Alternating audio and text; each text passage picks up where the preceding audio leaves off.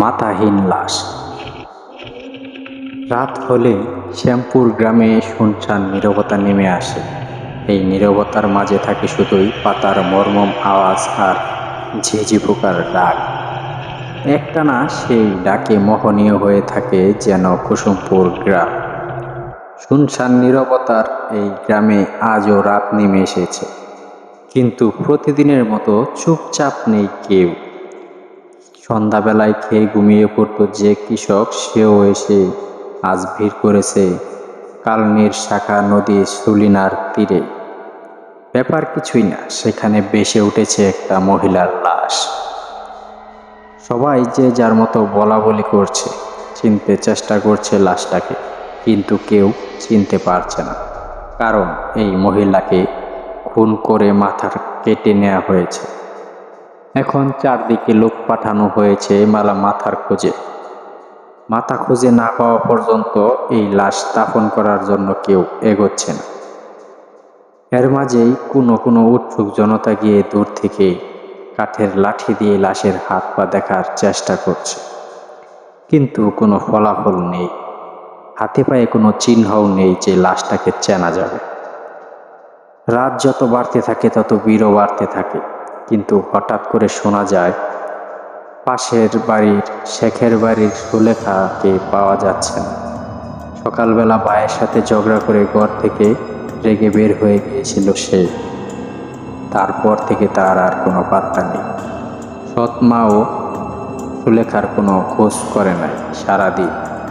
এখনো সুলেখার মায়ের কোনো দেখা নাই, শুধু ওর বড় ভাই জমির শেখের কান্নাকাটি চলছে লাশটার পাশে। অনেকেই ওকে ধরে রাখার চেষ্টা করছে, কিন্তু পারছে না। বারবার আছাড় খেয়ে খেয়ে মরা কান্না করছে সে। ছোট বোনটাকে অনেক ভালোবাসতো সে। সকালে ঝগড়া হবার সময় সে রেগে বলেছিল, যা দূরে যাইয়া মরগা। এখন সে এই কথা শুনিয়ে বলতে বলতে চিৎকার করছে, কিন্তু লাশের পরিচয় পাওয়া গেল না এখন পর্যন্ত। এরই মাঝে গ্রামের চারজন মুরব্বী এসে নিজেদের মধ্যে বাহাস করতে লাগল।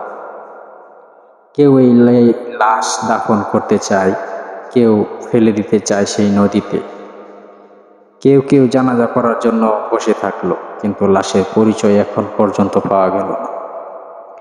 এরই মাঝে হঠাৎ একটা চিৎকার শুনে সবাই দৌড় দিল। সেখানে গিয়ে দেখলো এক 12-13 বছরের বাচ্চা ছেলে মাটিতে হোঁচট খেয়ে উল্টে পড়ে আছে, কিন্তু তার চিৎকারের ভয়ে, কারণ হচ্ছে সে যে জিনিসটার সাথে হোঁচট খেয়েছিল সেটা আর কিছুই না, সেই বেওয়ারিশ লাশটার একটা মাথা। মাটিতে সামান্য গর্ত করে কেউ ঢুকিয়ে রেখেছিল, কিন্তু মাটি একটু আলগা হতেই তাতে হোঁচট খেয়েছে ছেলেটি। এরপরই উঠে কান্নাকাটির রোল। সুলেখার নাকের ফুল দেখেই সবাই চিনতে পারে যে এটা সুলেখার লাশ। সাথে সাথেই 2-3 জন মিলে সেই লাশের মাথা নিয়ে এসে লাশের পাশে রাখে। মরা কান্না জুড়ে দেয় জামাল শেখ ও তার পরিবারের লোকজনেরা। গ্রামের মাতব্বরদের মাঝে 2-3 জন এই লাশের জানাজা করে দাফন করতে চায় না, আর 4-5 জন তাদের সাথে কোরআন হাদিস নিয়ে বিতর্কে জড়িয়ে পড়ে। এই গ্রামের মসজিদের মাওলানার সাথে তর্ক লেগে যায় করিম মাওলা আর তার ছেলে রহমান মাওলা।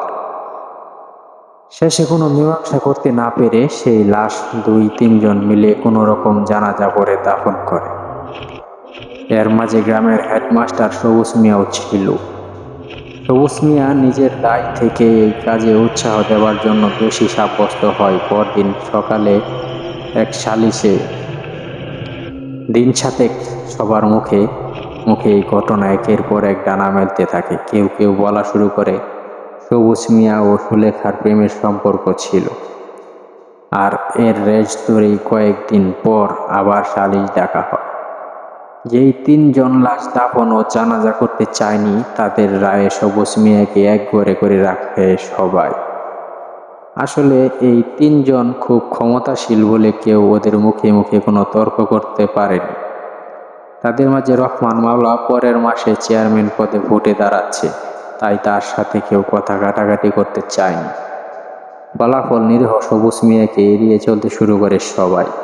কিন্তু সুলেখার ভাই জামাল শেখের বন্ধুত্ব ছিল তার সাথে, তাই সবুজ মিয়াকে নিজের ঘরে খাওয়াতে শুরু করে সে। এর মাঝেই সবাই সুলেখার কথা প্রায় ভুলেই যায়।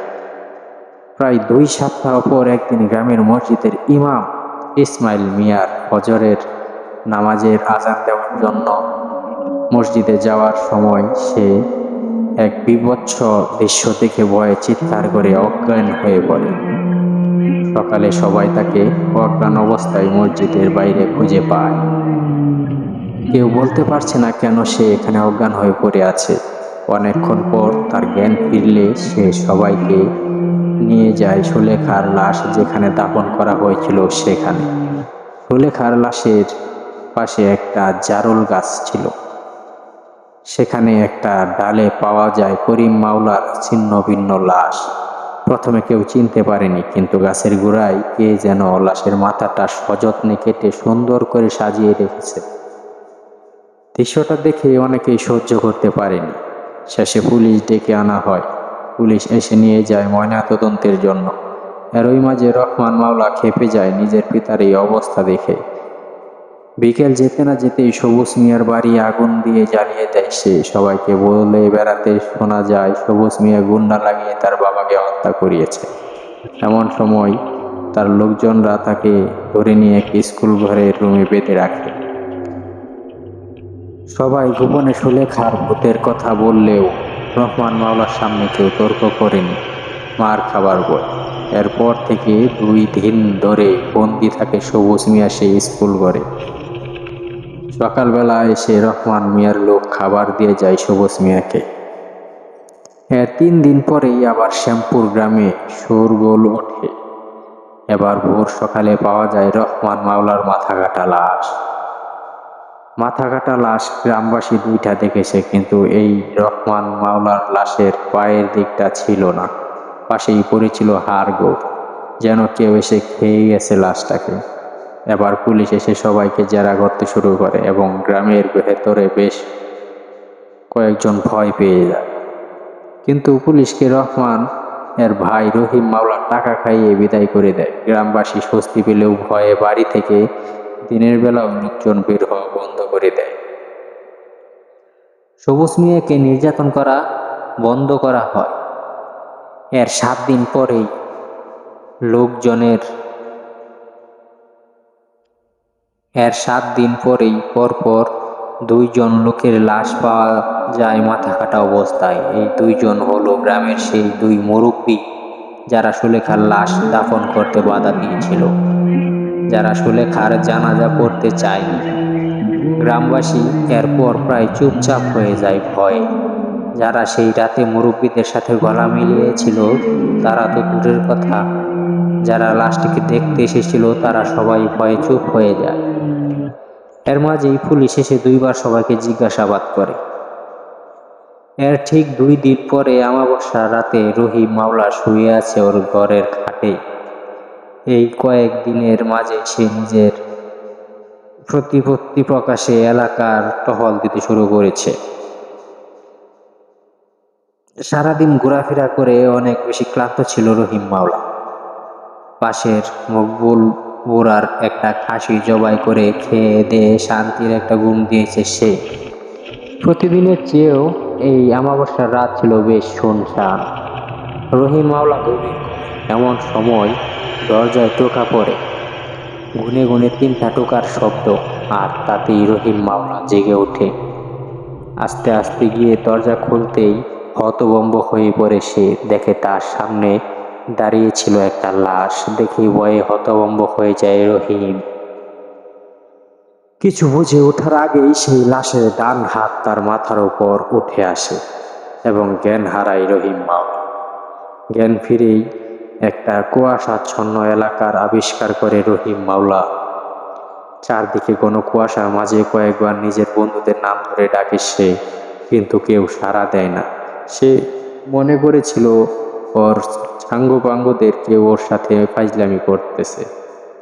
চিৎকার করে বৃষ্টি গালাগালও দিল সে, কিন্তু এরপরই 4 দিক থেকে 4টা কাফনে জড়ানো লাশের অস্তিত্ব অনুভব করল সে।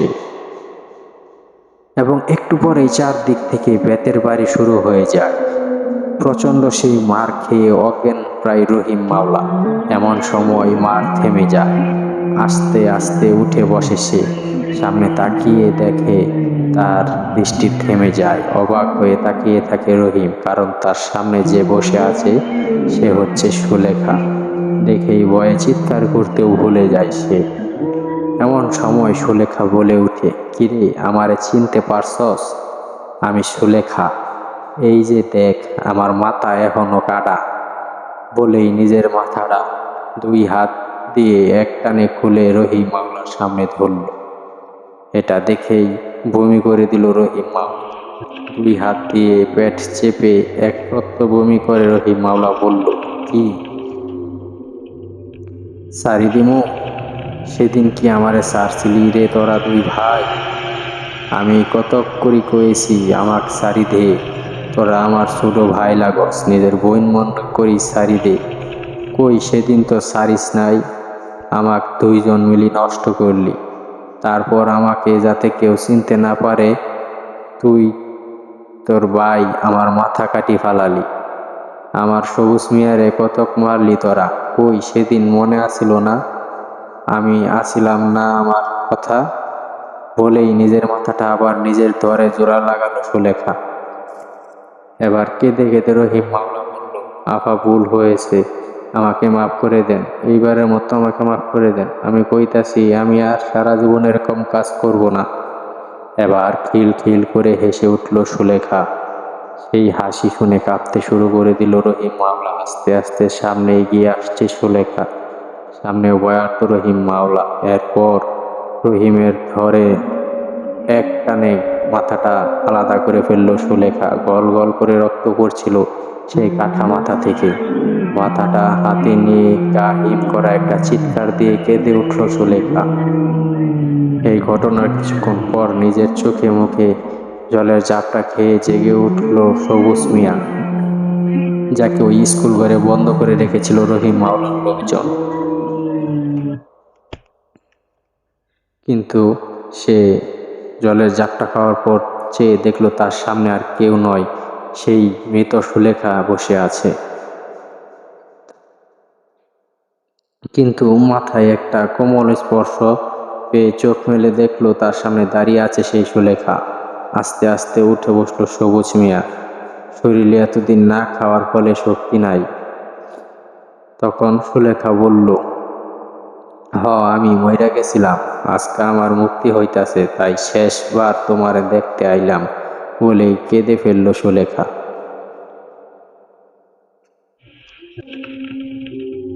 তখন সবুজ মিয়া বলতে লাগলো, আমার বিশ্বাস হইতাছে না রে, তুই কেমনে মরলি রে? চোখ বড় বড় করে বলল সবুজ মিয়া। প্রিয় দর্শক, এই ঘটনাটি আজকে এই পর্যন্তই।